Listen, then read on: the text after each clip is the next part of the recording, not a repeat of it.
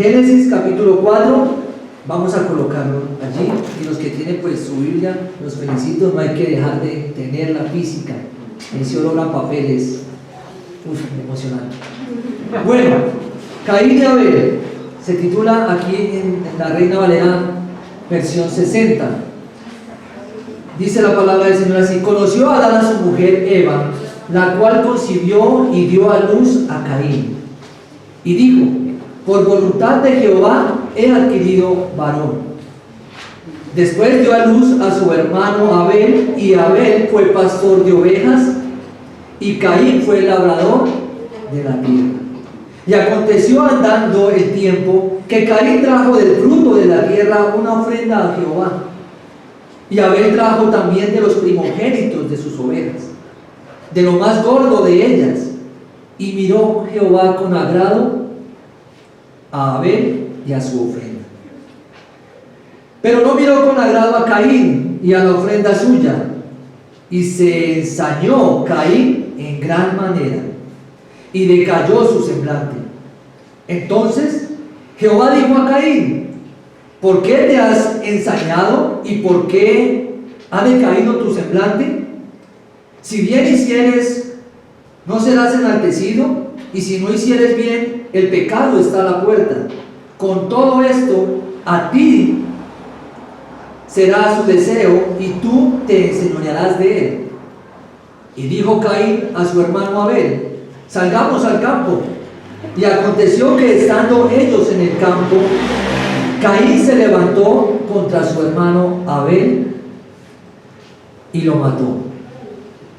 Y Jehová dijo a Caín: ¿dónde está Abel, tu hermano? Y él respondió: no sé, ¿soy yo acaso guarda de mi hermano? Y él le dijo: ¿qué has hecho? La voz de la sangre de tu hermano clama a mí desde la tierra a mí. Oremos.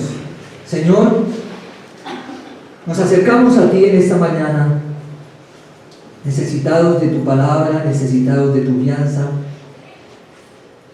frente a un pasaje triste, un pasaje que muestra la realidad que se encuentra en el corazón del hombre. Padre, oramos para que por medio de tu palabra en esta mañana tú nos hables, para que nuestros corazones estén dispuestos, atentos a recibir de ti la instrucción. Oramos para que tu Santo Espíritu nos ilumine y nos ayude a entender tu palabra y a aceptar que el propósito de ella es de edificarnos, de exhortarnos, de consolarnos. Todo esto con el fin de adorarte de la manera que tú deseas. Ayúdanos, Padre. Ayúdanos a entender tu palabra y no ser solamente oidores, sino también hacedores de ella. Mira nuestros corazones, mira la necesidad que hay en cada uno de nosotros, mira la necesidad de tu iglesia y habla por medio de ella a nosotros que lo necesitamos. Usa mi vida, Padre, usa esta vasija, bendito Señor, que es débil, frágil, y que sin tu poder y sin tu Santo Espíritu no es capaz de estar en pie. Te damos gracias en esta mañana, Padre precioso, en el nombre de Jesucristo, tu Hijo. Amén.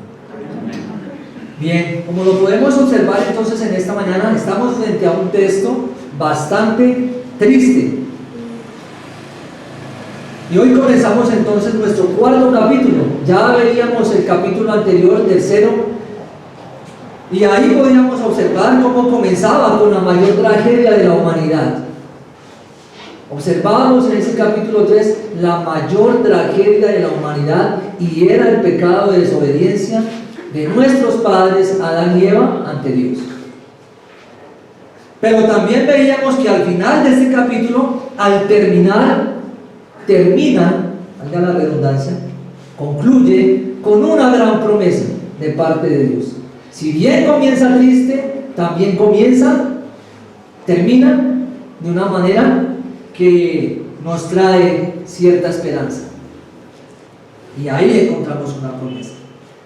Y este capítulo nos puede ayudar también cuando encontramos a personas que nos dicen o nos hablan, pero ¿cómo puede ser Dios misericordioso en medio de todo lo que está pasando? Podemos encontrar personas así, ¿verdad? Encontramos. ¿Qué podríamos hacer? Llevarlos a Génesis capítulo 3 y mostrarles la desobediencia del hombre, pero también mostrarles la misericordia de Dios, cómo Él fue y actuó rápidamente, corriendo, para ofrecer un sacrificio que pudiese suplir la necesidad del hombre, y era cubrir su pecado. Y con esto, de pronto podemos derribar todo argumento en contra de la misericordia de Dios.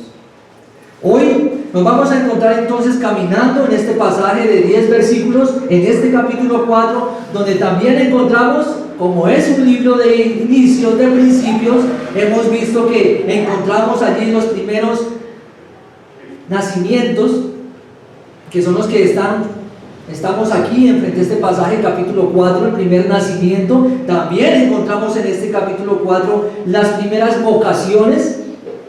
También encontramos en este capítulo 4 y junto al capítulo 3 las primeras preguntas.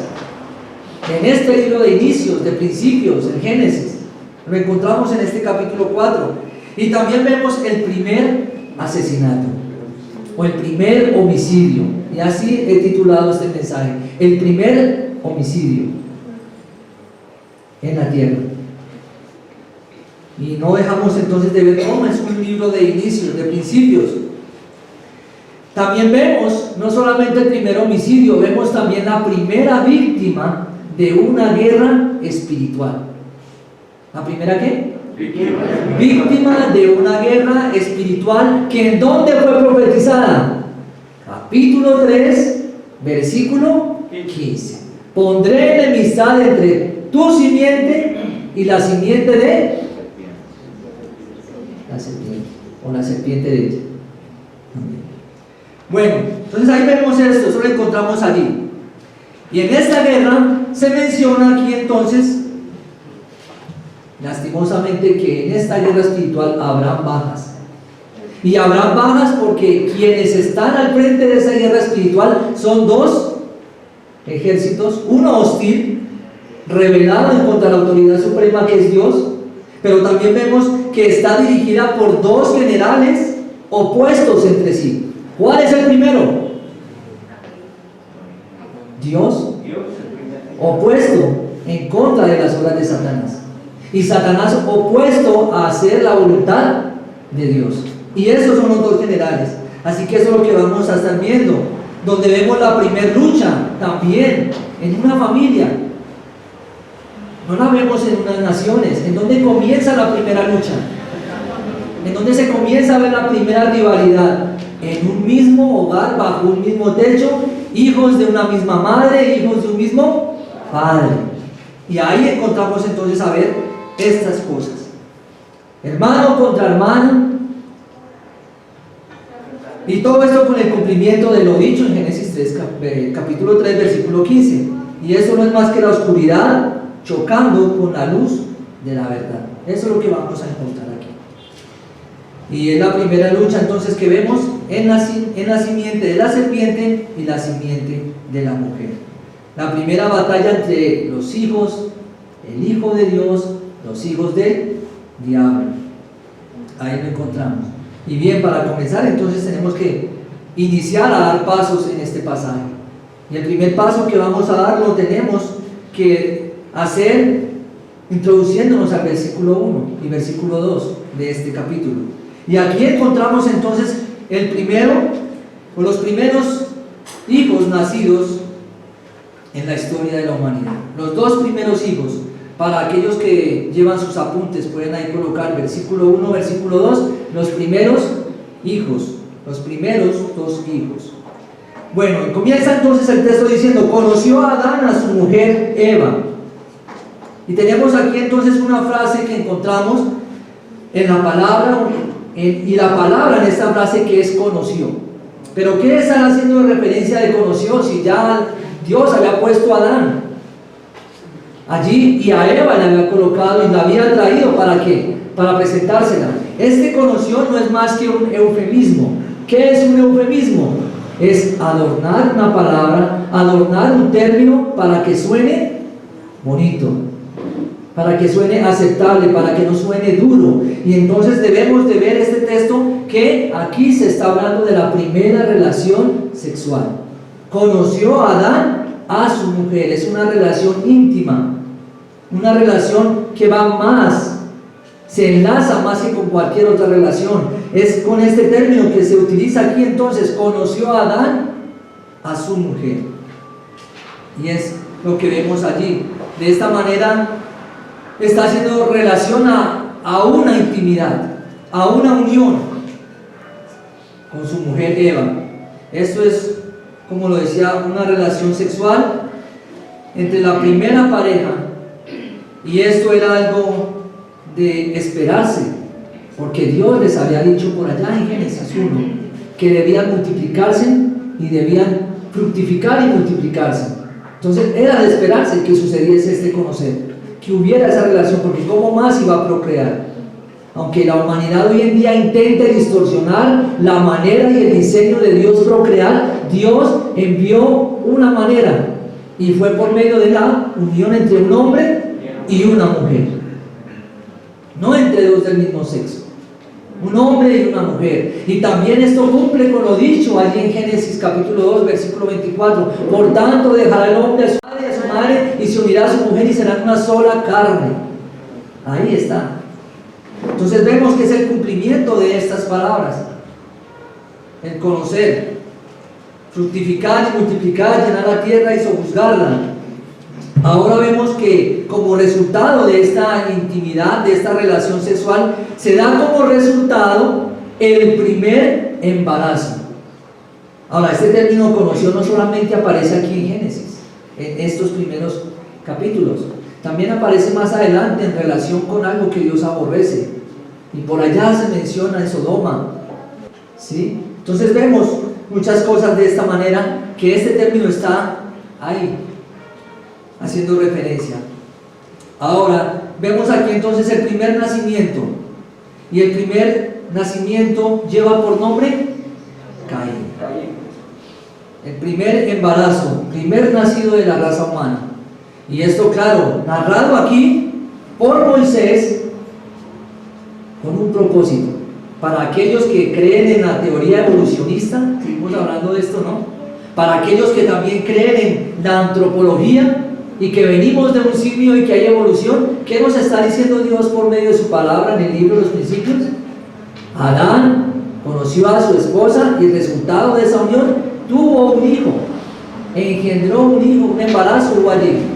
Así que esto derriba todo lo que nos quiera llevar y nos quiera guiar a que venimos ¿de dónde? Del mono, que venimos de una evolución. Esto lo derriba. Ahora también encontramos aquí no solamente el primer embarazo, sino que también dice que la cual concibió y dio a luz a Caín y dijo: por voluntad de Jehová he adquirido varón. Sin embargo, sabemos que aquí lo que se dice es algo que Dios había prometido en Génesis capítulo 3 versículo 15, una vez más, que habría una simiente, que nacería de la mujer alguien. Y aquí podemos ver en cierta manera algo de fe puesto, colocado, o que viene de Eva, porque Eva creía en esta palabra, por eso coloca este nombre Caín, porque Eva apuntaba a esa promesa que Dios le había hecho en Génesis 3:15. Pero lo que ella no sabía es que esa promesa se cumpliría siglos y siglos más adelante. Porque era Caín a quien Dios prometía. No. En el contexto estamos hablando de pecado, en el contexto estamos hablando de una redención necesaria para el hombre caído. Y entonces Dios está apuntando a Cristo.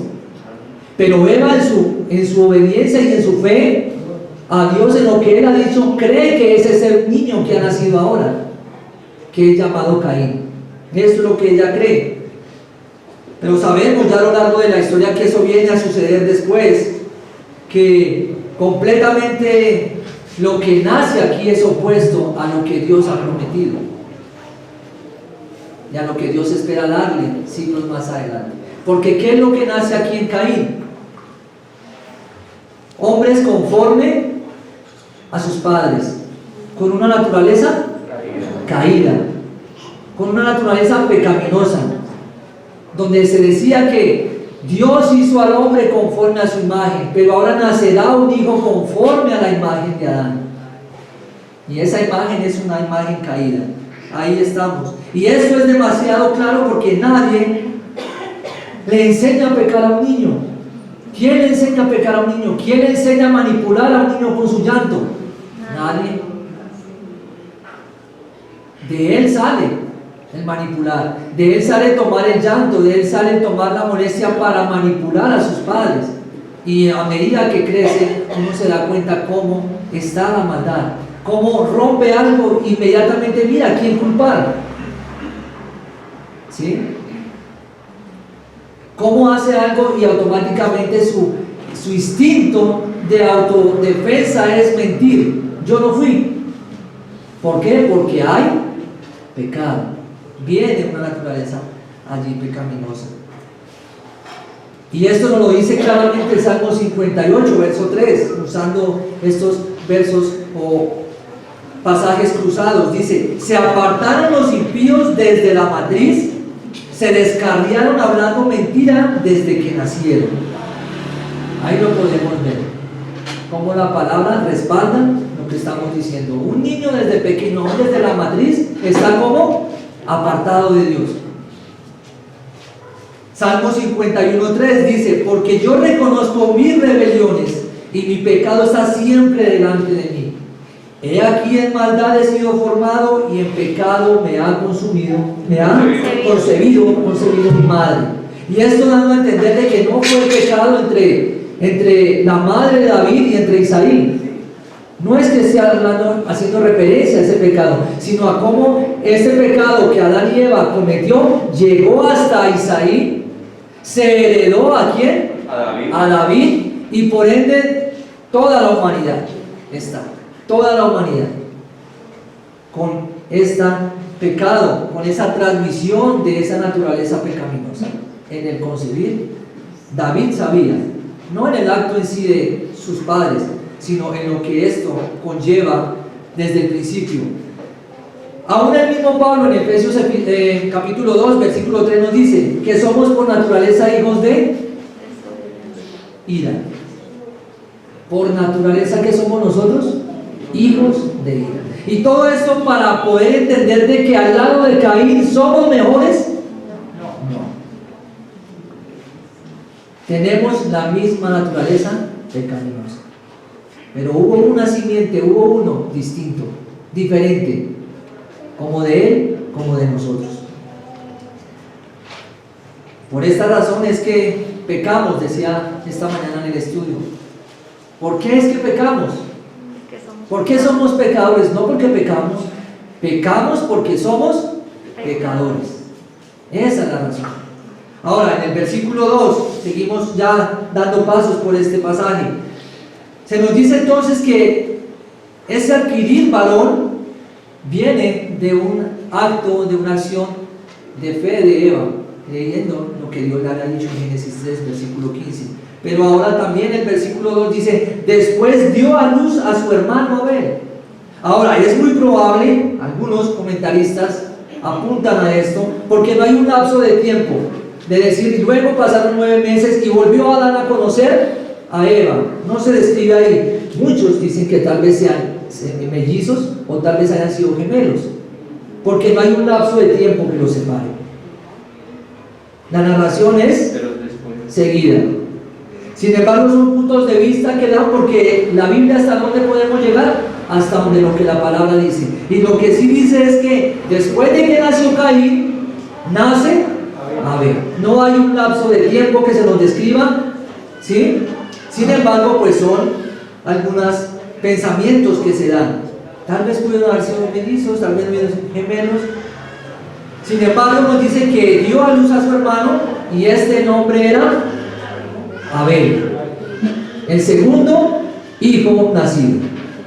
Pero ¿qué nos dice entonces Abel? Y Abel fue pastor de ovejas.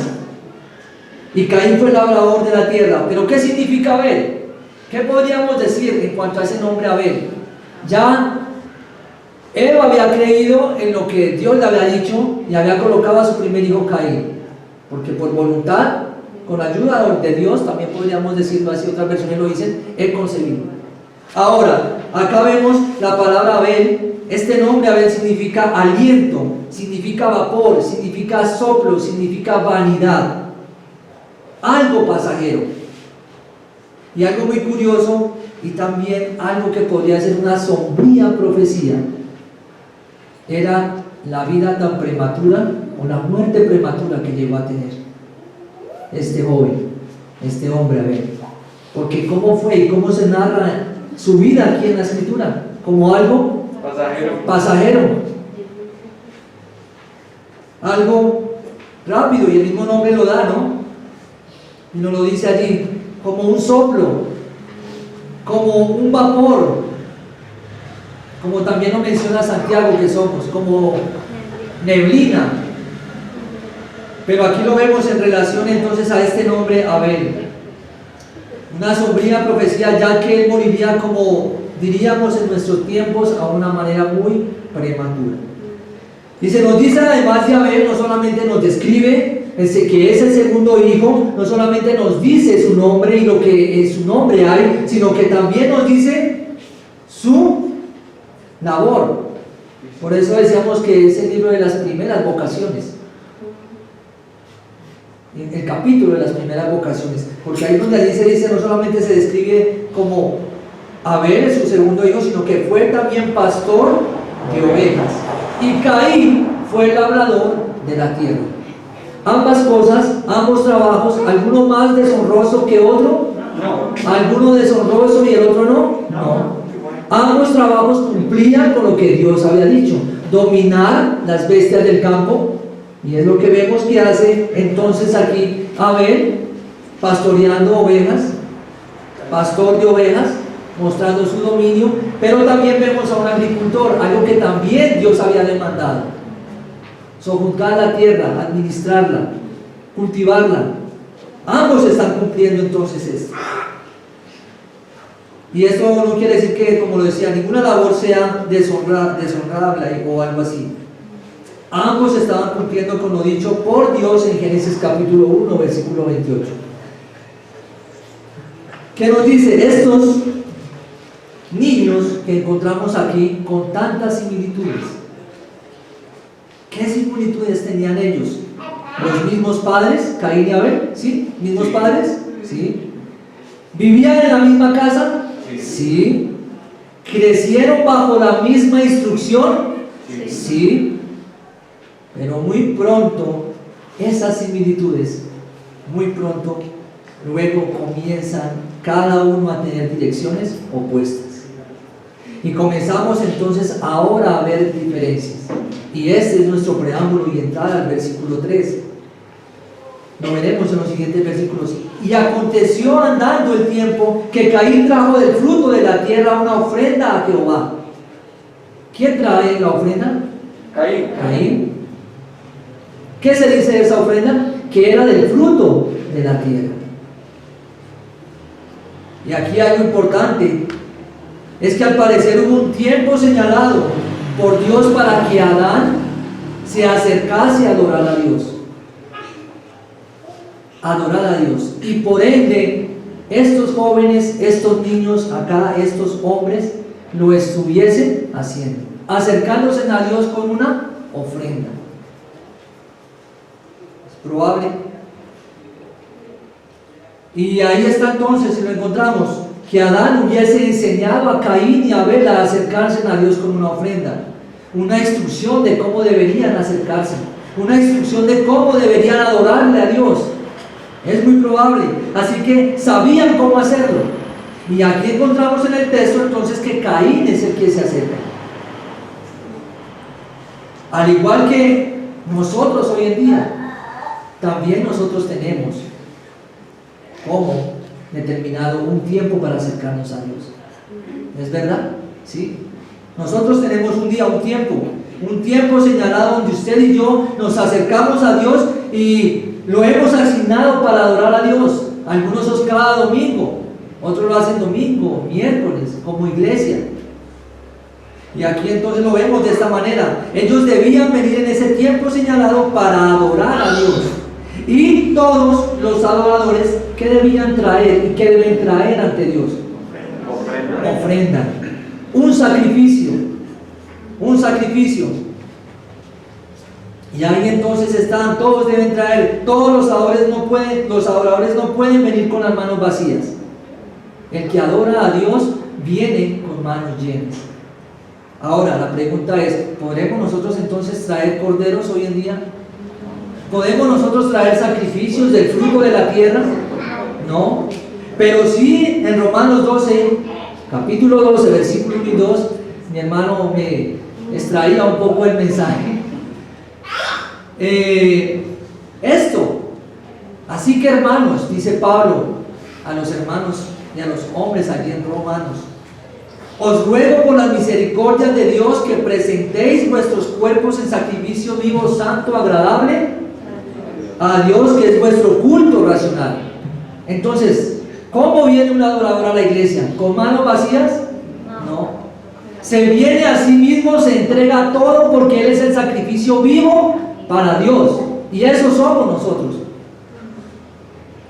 ¿Qué has traído a Dios en esta mañana? Así que debemos nosotros darnos cuenta y nosotros mismos entregarnos a Dios como sacrificio vivo. Eso es lo que hace un adorador.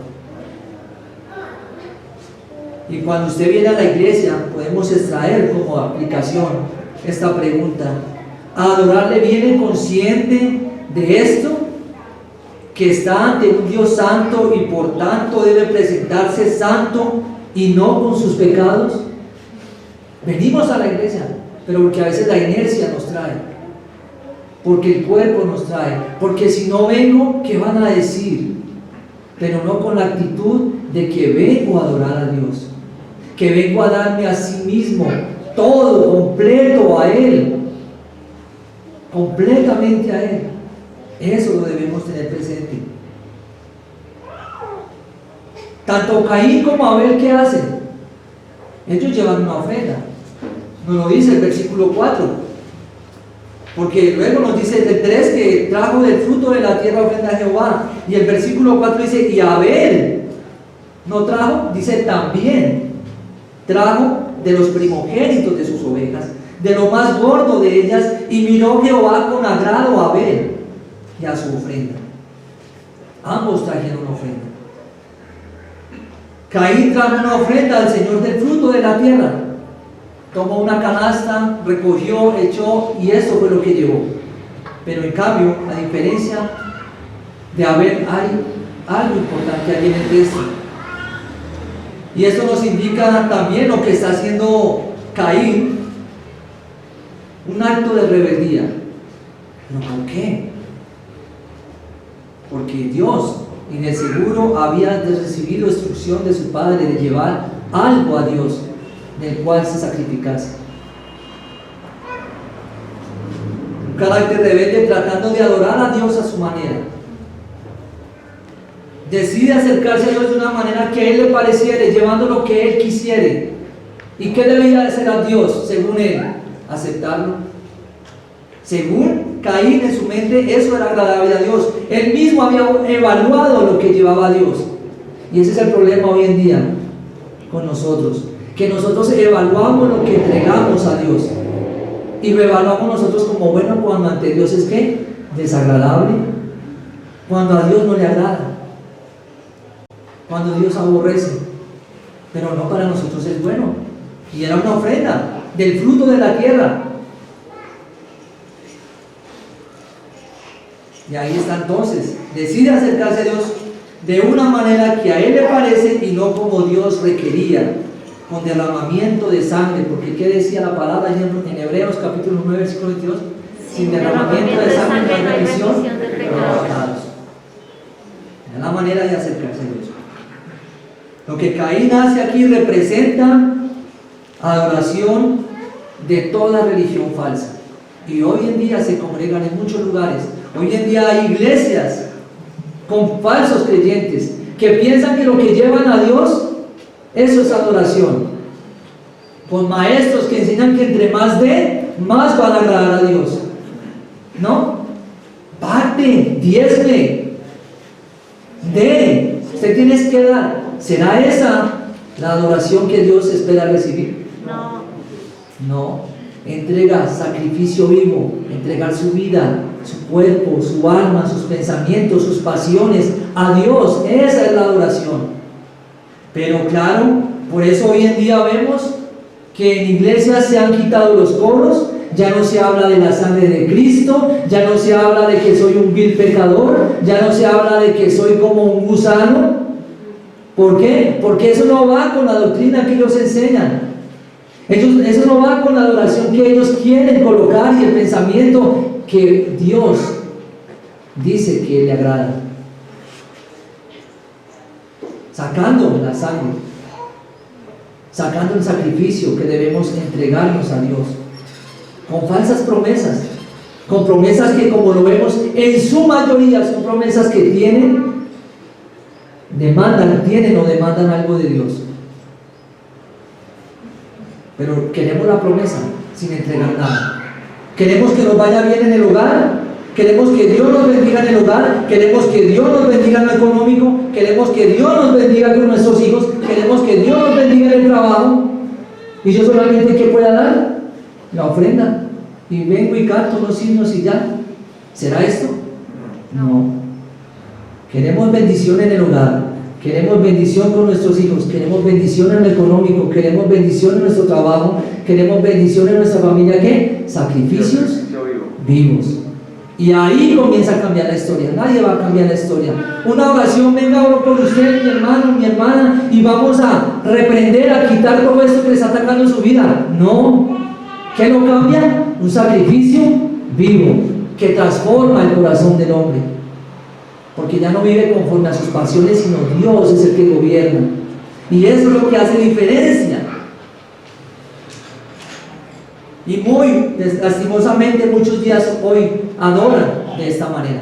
Por eso es que más adelante Judas, no Judas Iscariote, Judas allí en este libro dice lo siguiente en el versículo 11: ¡ay de ellos! Porque han seguido el camino de Caín y se lanzaron por lucro en el error de Balaam y perecieron en la contradicción de Coré.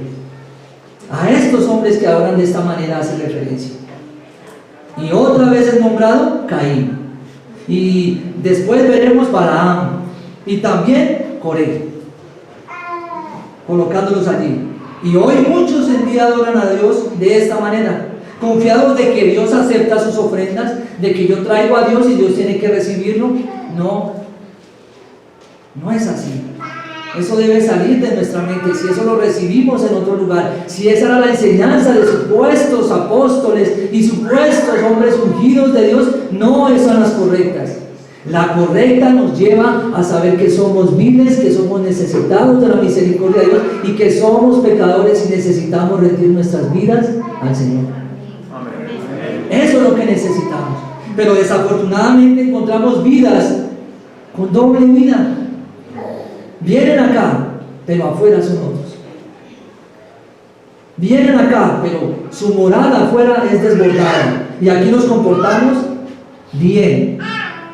Tenemos un lenguaje cristiano, tenemos un saludo cristiano, tenemos una reverencia cristiana, pero no tenemos comprometido el corazón allí. Y esto lo vemos lastimosamente, es la realidad. Muchos, creyendo que van por el camino angosto, entrando por la puerta estrecha, piensan que van por ahí. Pero ¿por dónde están sus pasos?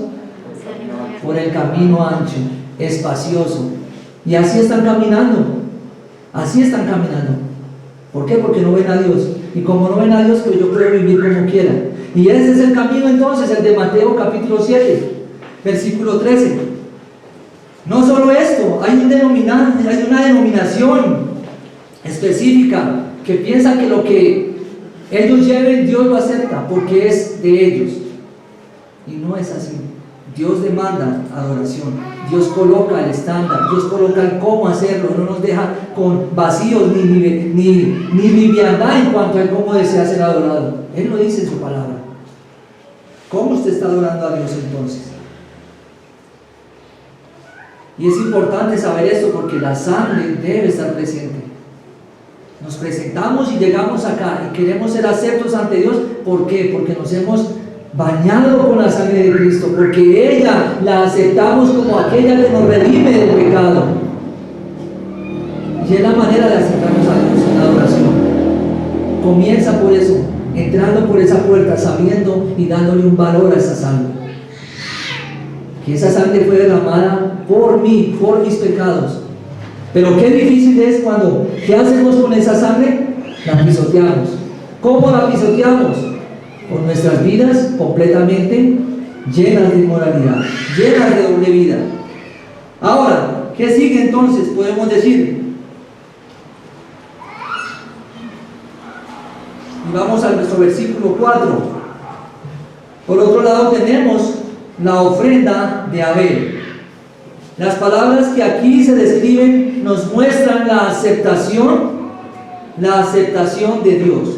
Y Abel trajo también de los primogénitos de sus ovejas, de lo más gordo de ellas, y miró Jehová con agrado a Abel y su ofrenda. ¿Cómo la miró? Con agrado. Pero ¿qué describe más? No fue una simple ofrenda. Noten que dice y agranda el panorama diciendo, fue una ofrenda, sí, pero fue la más gorda, ¿verdad? Fue lo más gordo y fue de los primogénitos. ¿En dónde tenía el corazón Abel? En traer lo mejor a Dios. ¿En dónde tenía el corazón Caín? En traer cualquier cosa. ¿En dónde tienes tú el corazón? ¿En dónde lo tienes tú? ¿En traer como Abel lo mejor, lo primero? ¿O simplemente en Caín, traer algo por traer? Y no estamos hablando aquí de dinero, ¿sí? Estamos hablando aquí de plata, estamos hablando aquí de corazón, su vida, su alma. El dinero allá para los que son ávaros, aquí no. Aquí sí tenemos hambre, es hambre de justicia. Y entonces dice la palabra, una ofrenda que fue aceptada porque solamente era, primero, un animal. Era lo mejor entre lo que tenía. Venía de un corazón lleno de celo por Dios. Y también vemos aquí entonces que es totalmente en obediencia, dado con lo que Dios debió haber revelado a su Padre y él debió haber recibido como enseñanza. Y por eso es que esta instrucción fue dada, tal vez de Adán a su hijo. Y Hebreos 11:4 dice, por la fe Abel ofreció a Dios más excelente sacrificio que Caín, por lo cual alcanzó testimonio de que era justo, dando Dios testimonio de sus ofrendas, y muerto aún habla por ella. Y me llamaba la atención porque está en plural, de sus ofrendas. También hay un lapso de tiempo, pero pudo haber habido más ofrendas. Pero luego tenemos otro versículo que nos hace pensar. Entonces aquí Abel demuestra que deseaba glorificar a Dios. ¿Qué deseas tú cuando vienes acá? ¿Suplir lo que necesitas o adorar la santidad de Dios? ¿Con qué intención venimos? Esa es la intención y esa es la mente del creyente. El creyente no tiene la mirada en lo terrenal, tiene la mirada puesta en su Dios, en su Redentor, en su Salvador. Así que la manera en que te acercas a Dios demuestra cuánto deseas glorificarlo. Y es sencillo, es sencillo. Como nos acercamos a Dios, mis hermanos y hermanas, eso demuestra en el Dios en cual hemos creído. Y eso es visible. Eso se ve en todo lo que hacemos, en cómo caminamos, en cómo nos dirigimos, en cómo cantamos, en cómo hablamos, en cómo pensamos, cómo vestimos, nos muestran el Dios en el cual hemos creído. Y hace poco veía a una mujer, supuesta pastora, predicando de lado a lado, masticando chicle. Y yo decía, ¿cuál es el Dios que esta mujer cree? ¿Cuál es el Dios que esta mujer tiene como santo, como reverente? ¿Y qué está enseñando a los que están viendo? ¿Masticando chicle en dónde? En una reunión donde el centro de atracción debe ser Dios, donde Dios debe ser glorificado conforme a Él lo demanda. Yo no me imaginaba ni a Elí ni a ningún sacerdote con un bubalú ahí en la boca. Pero es así.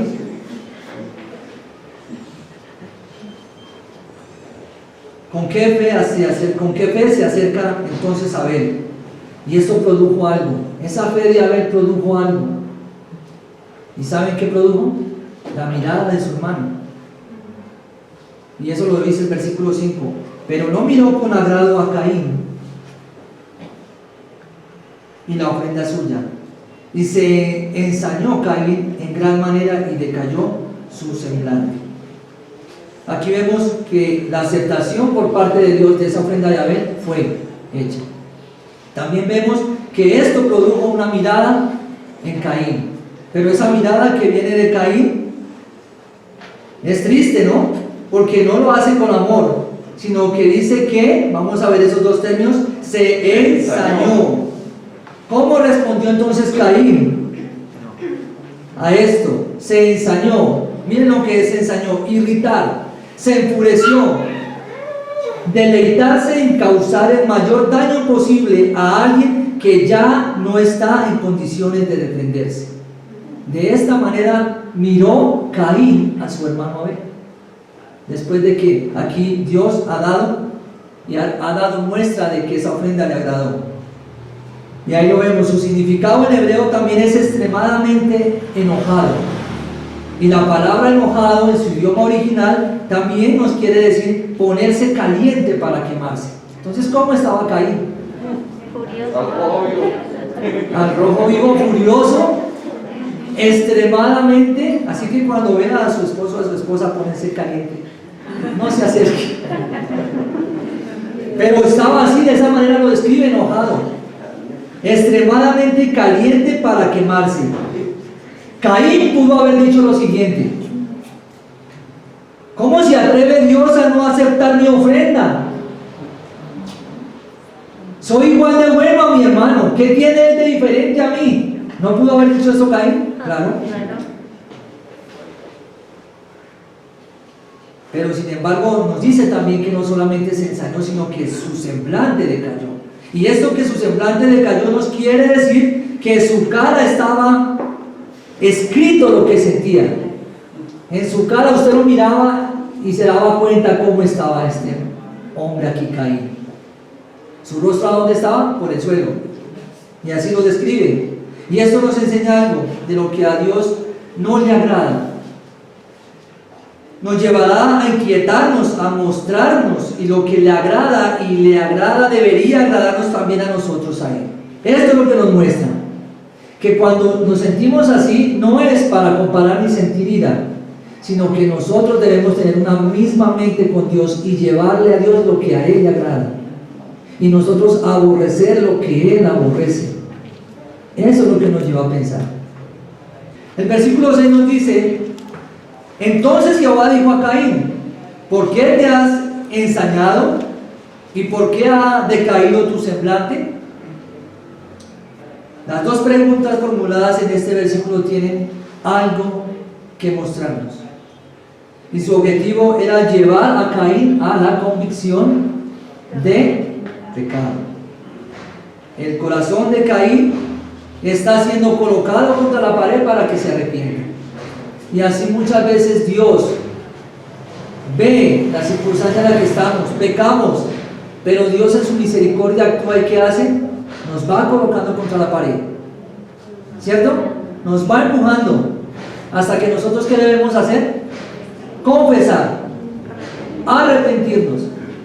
Pero Dios es paciente. Pero ¿saben qué, mi hermano? Eso no es para siempre. Dios es paciente y misericordioso, pero también es un Dios de ira y es justo. Y si pecamos constantemente, llegará un momento donde Él va a decir: hasta aquí, y vienen las consecuencias.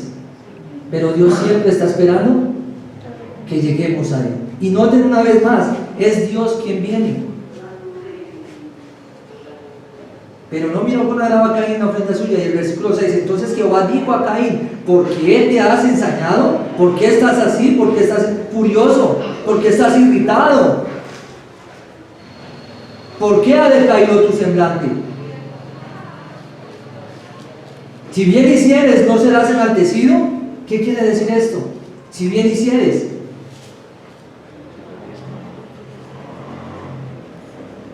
Si bien hicieres.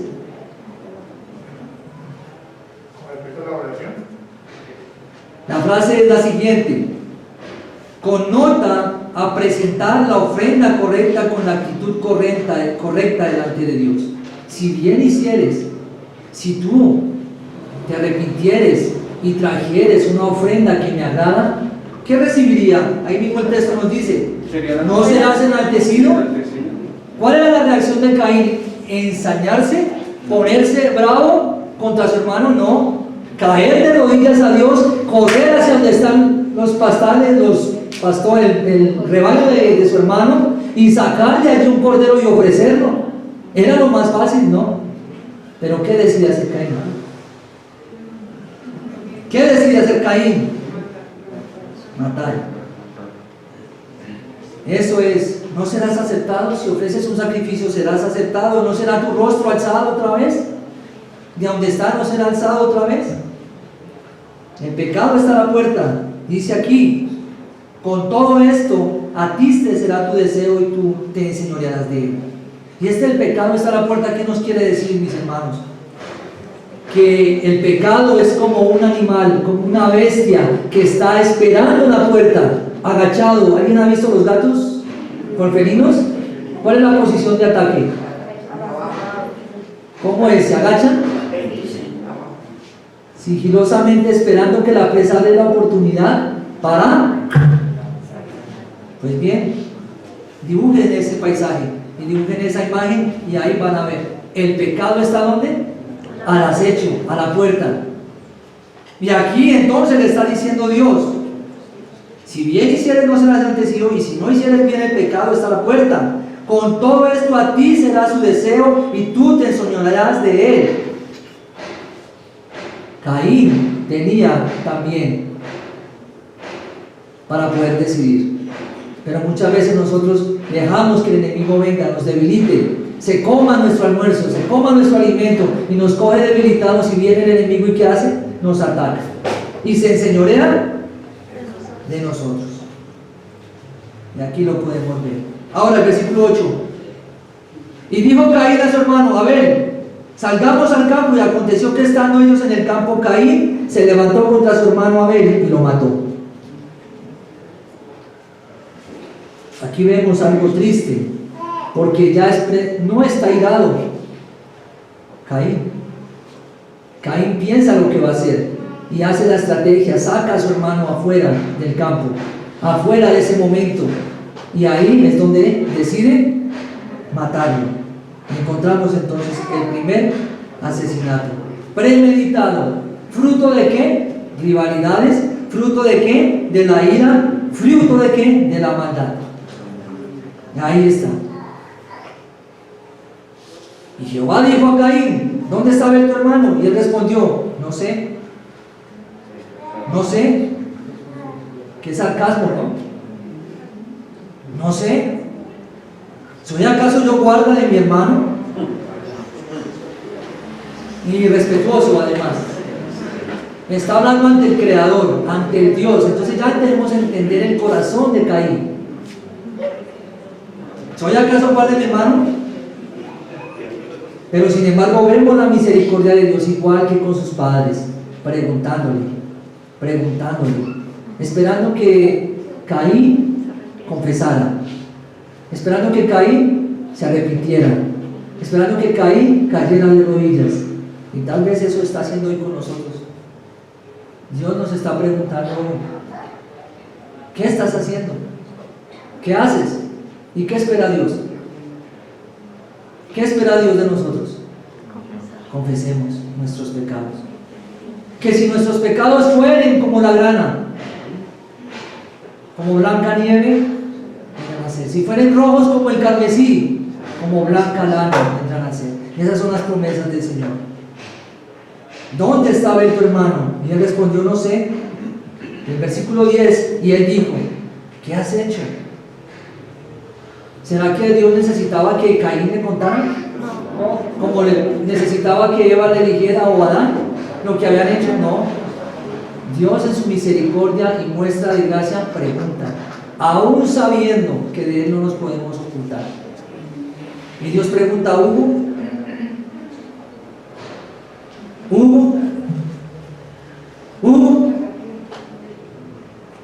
¿esperando qué? Confiese mi pecado. Y él dijo, ¿qué has hecho? La voz de la sangre de tu hermano clama a mí desde la tierra.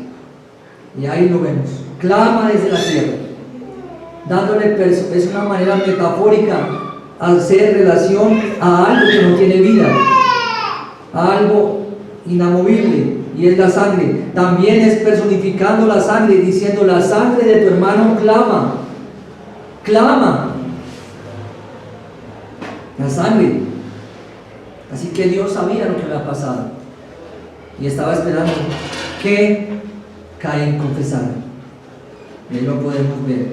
Una pregunta retórica, una expresión metafórica, haciendo referencia a la sangre que ya había sido derramada. Y que Caín ha dicho, ¿quieres sangre? Aquí está la sangre. ¿Quieres sangre? Aquí está la sangre de mi hermano. Tristemente, es el reflejo de la humanidad hoy en día y termina. Hoy se habla de un asesinato de hace semanas y es comparado con Caín y Abel, pero ahí no vemos un Abel. Ahí no vemos un Abel, mis hermanos. Ahí vemos hombres pecaminosos, hombres viviendo en pecado, demostrando lo que hay en el corazón de un hombre, sin redención y sin Cristo. ¿Qué hay? Maldad. Que hay rivalidad, que hay venganza, envidia. Eso es lo que vemos. Y lo asocian con esta historia, pero no. Es el reflejo meramente de un hombre sin Dios. Un hombre que no conoce a Dios ni sabe adorar a Dios. Y ese es el reflejo de la humanidad. Y se asombran, pero eso es el pan diario. Matamos con nuestra boca. Matamos cuando escondidas o secretamente o en la mesa hablamos mal de alguien. Y eso es homicidio. Y decimos, uy, no, ¿cuántas puñaladas? Cada vez que usted habla contra alguien, es una y peor que una puñalada, porque es un asesinato. No lo toma como una herida el Señor. Así que oremos y que como conclusión podamos llegar, mis hermanos, que salgamos de aquí en qué pies, en qué zapatos, estamos, en los de Caín o en los de Abel. Me acerco a Dios como yo quiero, le traigo lo que yo desee, o vengo a Dios con la actitud de adorarle y quererle y amarle como Él lo desea. Que esta sea nuestra intención y este sea nuestro deseo siempre. ¿En qué lugar nos encontramos? O rechazamos la gracia y la misericordia de Dios mostrada allí en la cruz y hacemos nuestros propios sacrificios, que es mera religiosidad. Oremos. Padre, te queremos dar gracias en esta mañana por tu palabra, Dios, por tu consejo, por lo mostrado y narrado aquí por este hombre Moisés, el cual tú usaste para este libro, y nos enseña, Padre, a ver una vez más la condición de nuestro corazón, pero también a exaltar la grandeza y misericordia y gracia que tú tienes para con nosotros. Como tú buscas al pecador cada día, como tú esperas que él confiese sus pecados, y no solamente los confiese, sino que se arrepienta también de ellos. Ayúdanos, Padre, porque esta crueldad que se ve aquí desde el principio es la misma crueldad que vemos hoy en día, es la misma maldad, el mismo resentimiento, la misma envidia en el corazón del mismo hombre que por naturaleza es pecador. Ayúdanos, Padre, en el nombre de tu amado Jesucristo. Amén.